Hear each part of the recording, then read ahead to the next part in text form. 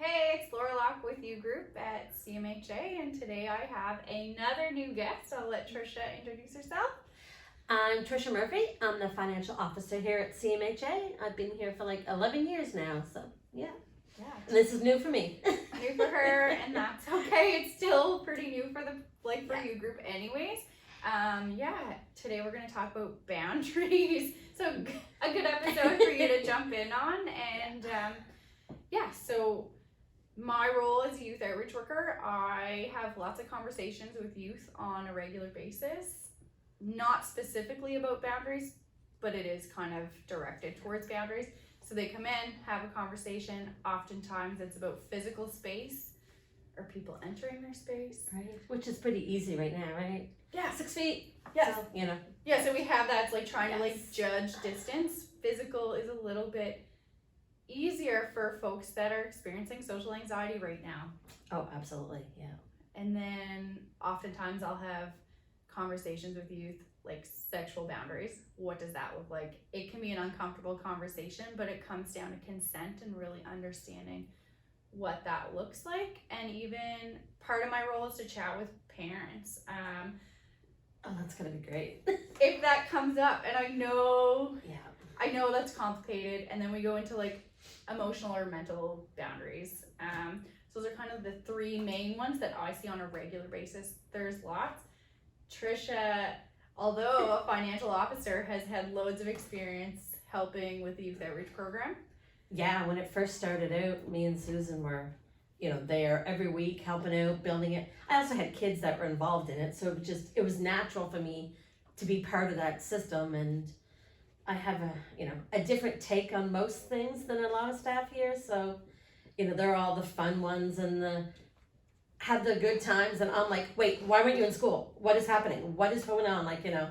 And if they need a serious boundary conversation, I am always open for that. But you were also approachable in that, so you do have that kind of sternness is like a really tricky word to use, but you have, although you have that approachability for you to trust what you're going to share and really call them on some behaviors or choices that they've made. And I think we look at youth and their boundaries. What do their boundaries do? The same as what our boundaries do. They keep us safe and help us grow. So youth are bound to explore who they are in social settings and even personal settings. So how do you keep yourself safe and do that? Well, boundaries are just part of structure, and as long as, even though they may not admit it, kids thrive in structure. Boundaries, examples, limits, it's really good for society in general, but youth in general, they really, if they don't have that modeled at home, then we have no problem modeling that here. So I wonder where you're very focused in the comfort food program, which has since changed. Just growth happens in community, change happens in community, maybe regression happens in community, what that looks like, but that's a conversation for another day. But would you say youth's ability to say no and create that safe space, do you feel that that's a challenge for them? No. Most kids, if they know they're coming and sitting in my office, the answer's going to be no. They understand Doesn't change. They're like, okay, I realize that I'm getting away with a lot and nobody's really focusing me on why or I shouldn't do this. They're like, yeah, I need to chat with Mama T. That was my nickname back from the old group. That they called Mama T, right? Yeah. By several youth that have grown into. Because adults. I'm not the fun aunt. That was Susan. I am the get serious. This is what life is actually doing to you. Sure, you can go out and have fun, but there's repercussions for that, and do you think you those have to understand. Do you think those conversations help them create or identify those boundaries that they needed to be like, oh, that I got called on that. So what does that? Is that something that I like, or is that something that I'm choosing to do that's making me uncomfortable, but I didn't really recognize it as uncomfortable? So oh, Mom T's just like this. Who am I and what's this choice going to be? So do you think it took time to evolve those boundaries? And honestly, the thing about boundaries, it's unique to every individual. So some people, I'm like, we just had this conversation last week and the week before.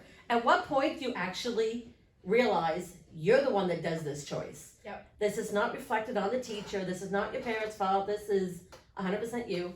Wake up, figure it out, you know. And some other people are like, oh yeah, that makes sense. Okay, thanks, you know. I think it's interesting because you give people power when you help them. Right, like, I don't tell, you know, create just point or- out the issue, and it's like, how many times do I have to point this out before you actually understand? And sometimes you're like, okay, this is it, point blank, do this, and don't do that. It's like, oh, okay. Yeah. And that's all they wanted. I think like sometimes with the boundaries, you're like, oh, there's law too. Like there's actual legislation here. Like, right? Yeah. what does that look like? So like these are the choices you're making. You know that your boundaries are being crossed, or you're crossing other people's boundaries because you're like, hey, let's do something that's maybe not ideal for community. What does that look like? So it's to like really bring them in. And I think as a youth outreach worker and someone, I mean, realistically, you've done that role. It's how do you create that healthy conversation for the youth to recognize and notice like who they are and who they want to be moving forward. Because I feel like you think it's easy for them to say no, and it's a different experience like on my end. Like I find maybe it was easier for me to say no and like dig my heels in as a teen, like looking back, but now that I'm adult, I do find like boundaries tricky. I was gonna say, I think it's harder for most adults to say no than it is a teenager. And I think when it comes to like emotional or mental boundaries, so keeping like my feelings in check, and I know like I'm very outward about how I feel, and it's like good to identify those things.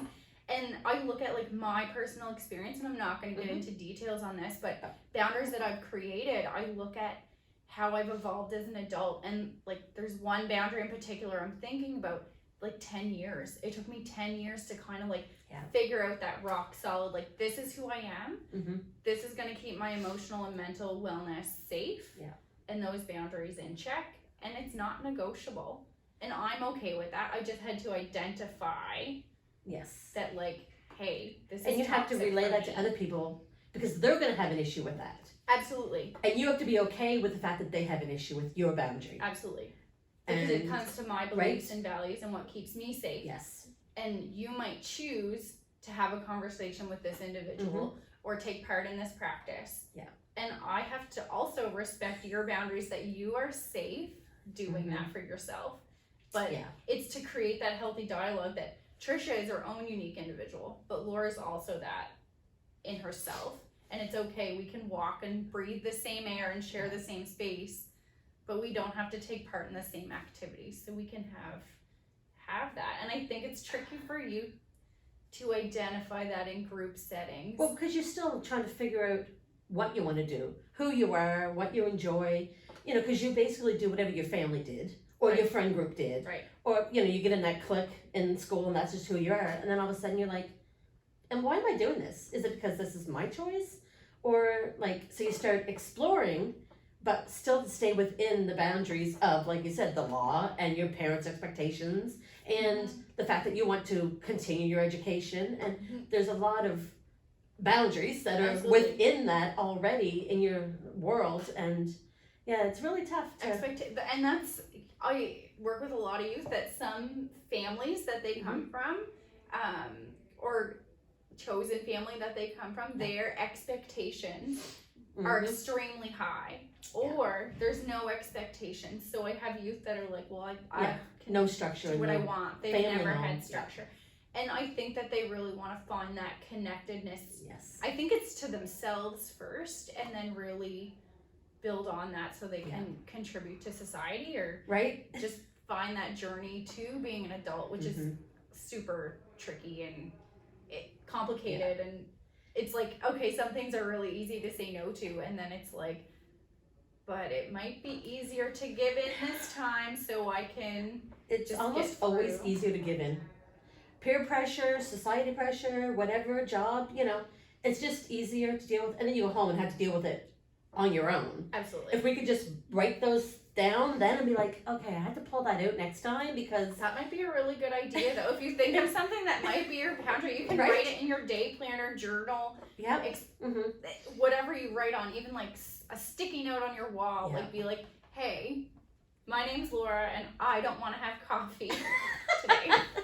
Set that. I'm not going to have Right. 4 coffee today. I'm or gonna that start glass of with wine. one. Well, like for adults, like Or for women, adults. it's a tricky thing, I you know, see like, that. Yeah, I do see that. or in even as youth having alcohol. having alcohol, marijuana use. That whole period, I like see that in sexual my- abuse, Absolutely. usage. It's just Yeah, there's- that comes back to consent, and it's a really tricky conversation. And I think that some youth have that ability to say no. Other youth, it's tricky because they're not able to understand that like your feelings can change throughout a process. So say I worked Tricia up enough in this podcast that she was like, I'm done. It's her choice to walk out. Yeah. That's okay. She can be done with I the want to see somebody walk out in the middle of one of these podcasts. I hope we don't get that worked up.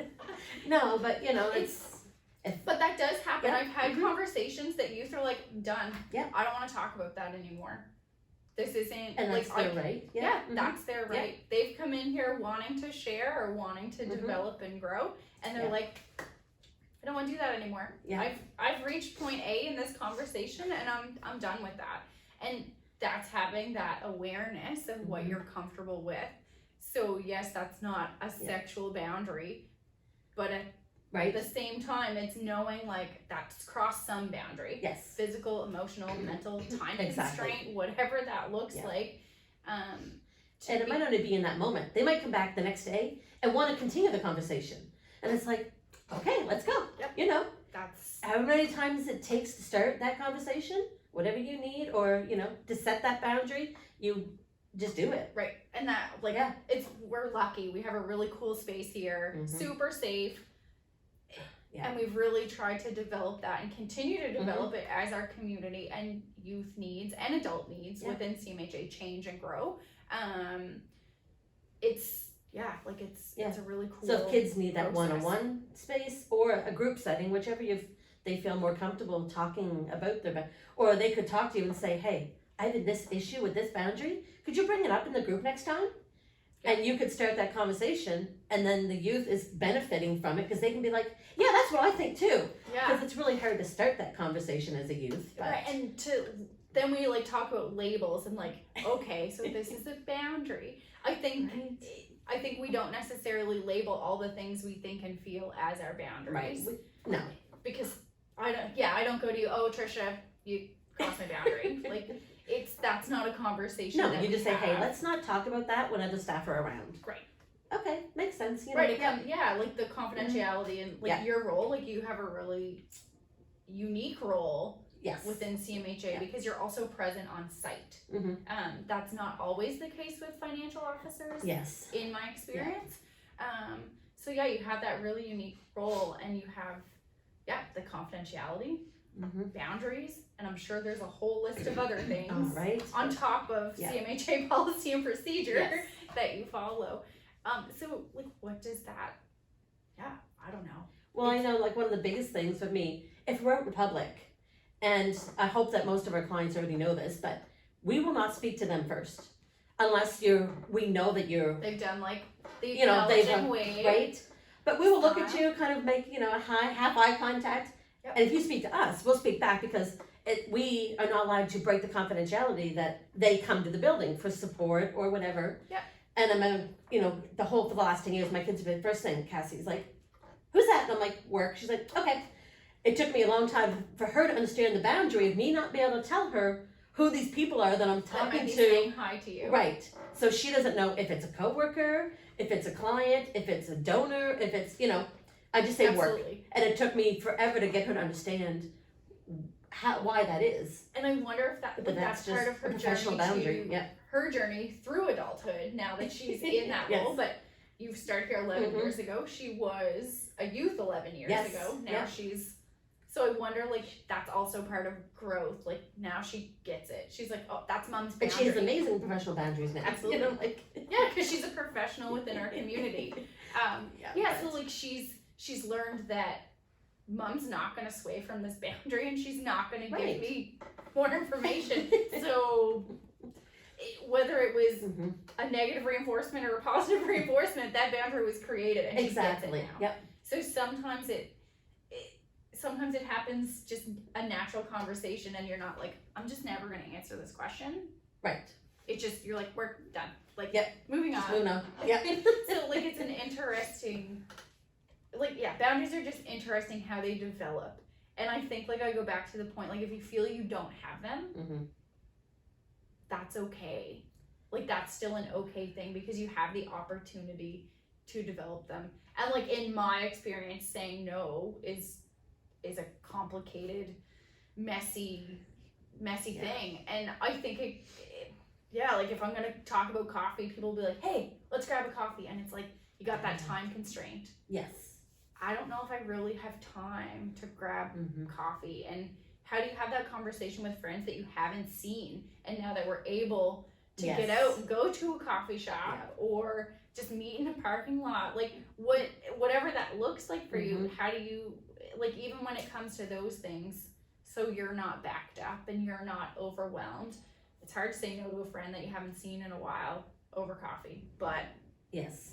But honesty, like you said, just be honest, right? And don't say yes and then don't show up, or like cancel the last second. It's like, and think, oh, this is just easier. No, it's then you're taking away from that person's time and changing their plans, and that's a really good point. Having those boundaries will create healthy relationships. Yes. And not necessarily just intimate relationships, but your friendships and community, if we can branch out even further than that. But yeah, I'm super happy you joined me today. You do have I don't think we missed the opportunity to say anything. We just kind of chat. One thing, I might get you to do a little shout out over some music if you want to. Yeah, so I heard you guys talking about how to start the podcast and make it unique and of its own. So, and of course, music is always the answer. If you're asking me a question, that's it. Local music is the answer. So, yeah, so it'd be kind of cool if, a local musician kind of did a little intro music for the show, and kind of, with a youth feel to it, and kind of cool to another partnership. Yeah. Cool. I think that's really awesome. So we'll put that challenge out on Facebook. Yeah, we like a challenge. That's CMHA is always up for a challenge, especially in this office. Yeah, we'll take it. So we'll put that out there. Thanks for watching. Thanks for joining. We hope to see you soon. Yeah. Take care. Awesome. Thanks, guys.